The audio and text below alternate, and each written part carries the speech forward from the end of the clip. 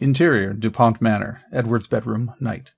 Perched on the edge of his bed, Edward eagerly reads a copy of Homer's The Odyssey. Behind him hangs a Union Jack, contrasting with the glamour imposed by his family's sense of style. There is a knock at the door, which Edward deliberately doesn't answer. Undeterred, Margery enters. Edward doesn't look up. I didn't say you could enter. Edward, I think you need to apologize to your father for your comments at dinner. Okay. Okay, you'll apologize? Edward puts down his book and looks at her. It's okay that you think that. However, I don't agree. Margery loses her patience slightly. Edward, your father has been dealing with Germans your entire life and you've never made a fuss before. Yes, and how long have German soldiers been violating a 75-year-old agreement to keep Belgium neutral? Barely letting him finish his question, Margery dismisses him, talking over him angrily.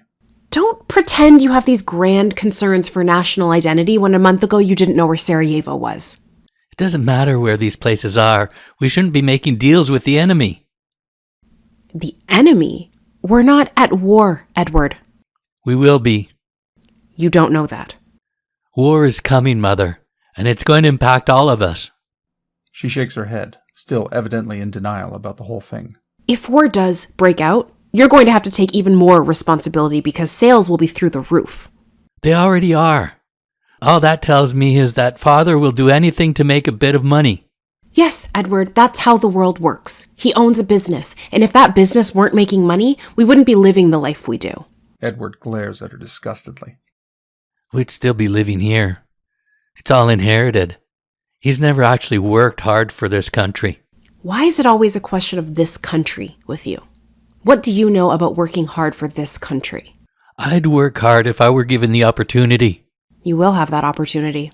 Edward's expression softens slightly.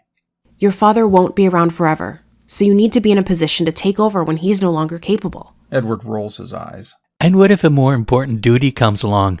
What could be more important than your family duties? What if I'm called to war? Margery goes red, then slowly shakes her head.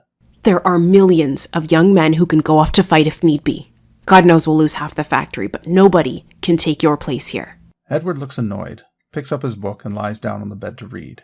Margery's expression changes to a falsely sympathetic one. Hannah was nice, wasn't she? Who? The Witcher's daughter. She seemed very sweet, don't you agree? Not especially. Margery gives up.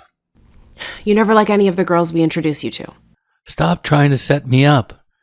You're meant to be my mother, not a matchmaker. Don't you want someone in your life?